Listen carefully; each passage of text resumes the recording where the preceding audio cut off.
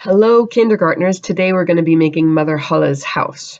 So that's kind of a funny one because we say it like starting with an M with mother, but so we say mother really quietly, mother. And then we say Mother Hulla's house to really get that H sound in there.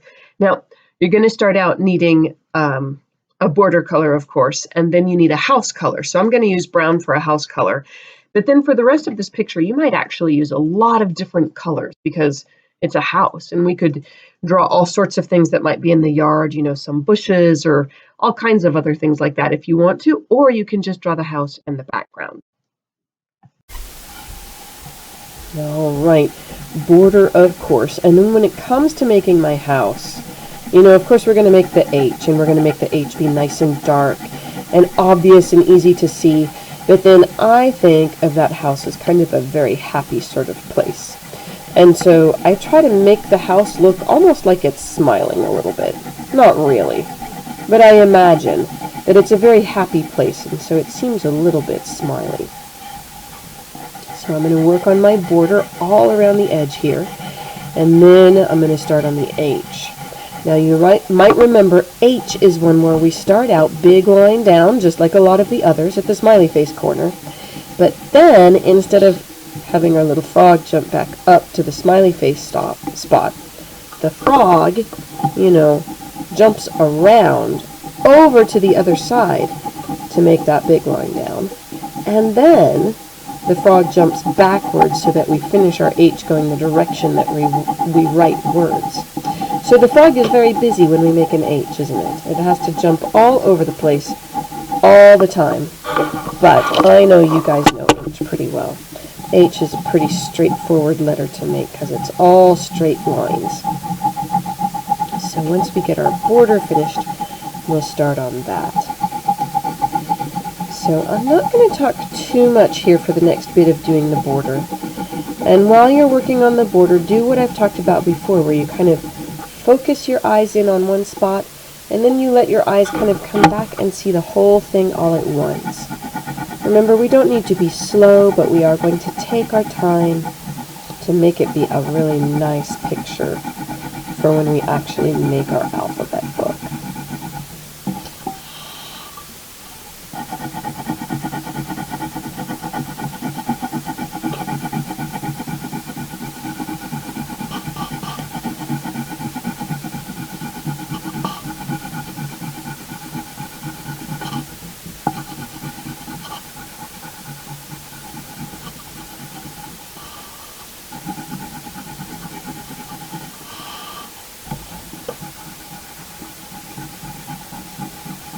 Alright, have you been glancing back and forth? As I did that, I started to notice that my bottom part down here is a little wider than my top up here.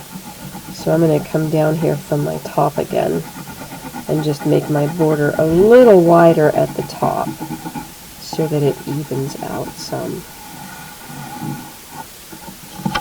Alright, I have this one last corner to finish. And then I'll pick up my brown to start making the H that will turn into the house.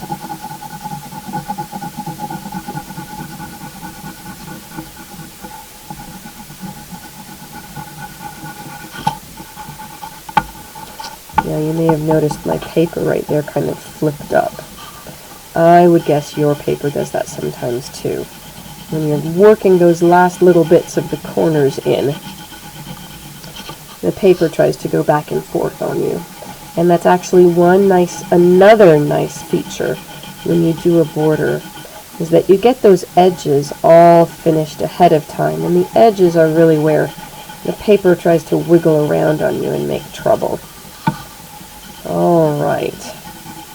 So there's my border all finished. And now I'm going to switch to my brown color. And I'm going to use my brown to start at the smiley face. So I'm not going to go quite all the way to the top because we're going to put a roof on here. So you can see where the top of my paper is, and I'm coming down a little ways so that I have space to put my roof. And remember, we want to make our letters nice and dark. So I'm not pressing really hard, but I am pressing a little more firmly, and I'm going back and forth a lot. Now you can see my brown when I do this. Do you see it leaves these little bits of wax? I try to lightly brush them off, but sometimes when I do that, they leave marks on the paper. That's alright. Alright, I just about have my first big line down finished. And then I'll show you. You guys know, right? We have a frog jump here. But this frog is not jumping back up here like a frog usually does, is it? Now the frog jumps over to the side, which of course you know all about making these. But it's important sometimes to really let our brains think about it a lot and become aware to really see and know what we're doing.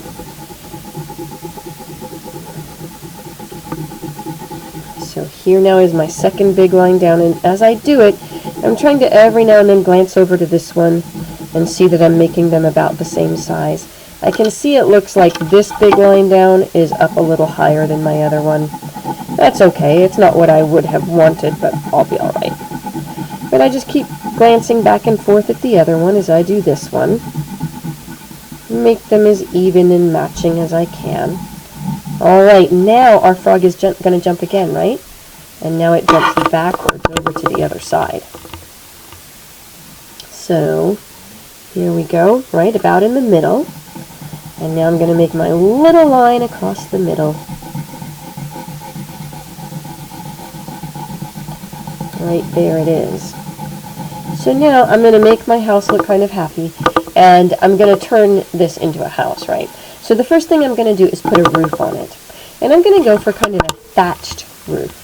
If you've been to the Frontier Culture Museum, you've seen a thatched roof on the houses in Ireland. You know, where they take like reeds from the pond and they dry them out and they put them on there. So I'm kind of imagining I have, you know, like long grasses here.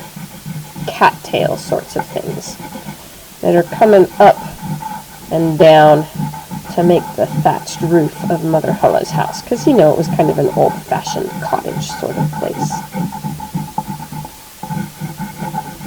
Alright. There I have my thatched roof. Now, remember I like to imagine it kind of happy, so I'm going to imagine that there are 2 windows up here in the second story, and I'm going to make them be kind of blue so that, you know, it looks a little bit like glass and how the sky reflects in the glass, but also, you know, maybe a little like eyes. So you might want to choose brown to have some nice brown colored eyes for your house. I don't know, maybe green. Eyes might be all sorts of colors.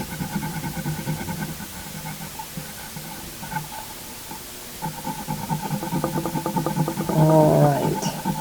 So blue or brown, maybe green or gray to make some eyes in your house. Since my eyes are blue, that's what I'm going to put, but you might put some other colors. Then I'm going to put a door down here. And red, of course, reminds me of lips, but I also just like red doors on houses. They seem cheerful. So I'm going to go ahead and add my red door in here, right? Just kind of build my shape, start on one side, and keep going over to the other side here to make my door. I'll make it a little taller. That was going to be an awfully short door, wasn't it?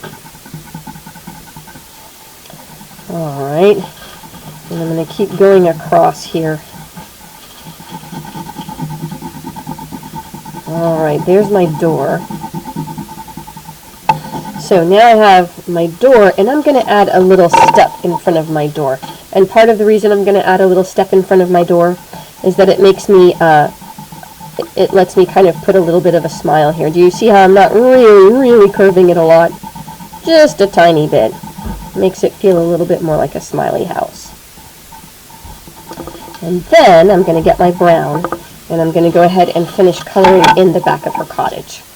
So, here I am on the bottom floor, the ground floor. Here in the United States, we call this the first floor.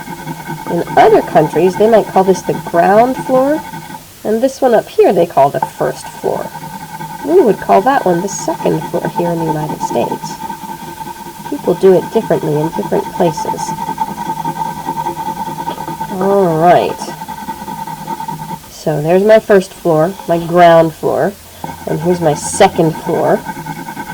Or if we were in some other countries, we might call it the first floor. The upstairs part. Do you have an upstairs in your house? I think I remember Maria does. Franklin, I haven't been to your house. I know, my boys were really excited when we moved to Virginia from Florida. Because in Florida, everybody just has one-story houses. And when we came to Virginia, we had stairs in our house. Alright, here's my house. So I'm going to add a few things in.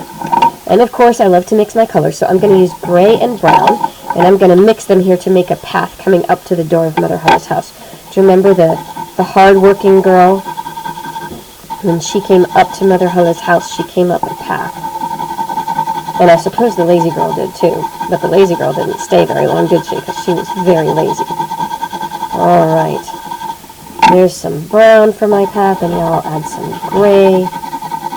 Because, you know, dirt is sort of all different colors together in dirt.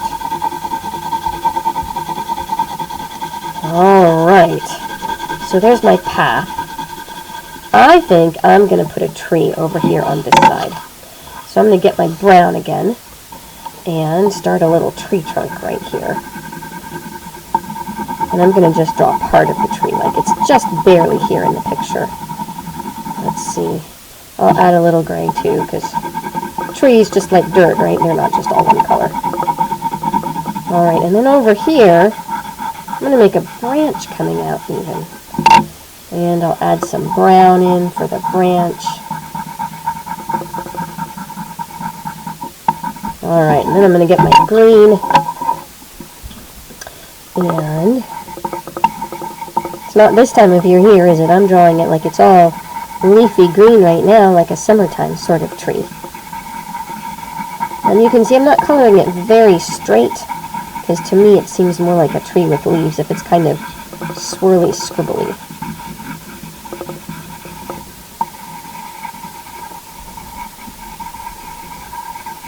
Alright, I'm going to make this be a great big tree. It's going to just go all the way up in here. And it's kind of behind the house, huh? Okay, now, I like that. I think over here, I'm going to add kind of a little shrub on this side of the house. Now, again, you don't have to do any of this. If you want to just color your background, you can do that. There we go. And you know what? I'm going to make it be a rose shrub. I'm going to add some flowers in it.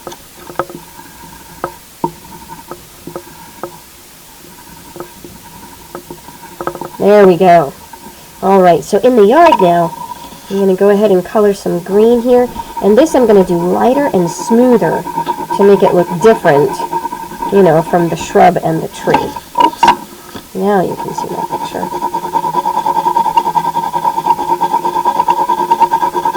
So even though it's the same crayon, I can make it look really differently by using the crayon in different ways. And I'm not pressing as hard on it now. So I'm just going to use it lightly, back and forth here, making some grass. And you know what I just realized? I just realized that for my tree to be behind the house, my tree trunk should have stopped farther back. Oh well. I'm going to add a little green here too, so that it's kind of like my yard keeps going back a little farther. Alright. And then, I had been planning to use a light orange color for my background, but since I've made like a whole picture, I think I'll use some blue now. So, here I go. I'm going to try to make the blue, I think, a little smoother and a little darker than the grass was. But this is the same blue I used for the windows. So you can see, even though I'm making it kind of smooth, I'm not trying to make it very, very dark like I did on the windows. Those same crayons can do lots of different things just by using them a little bit differently.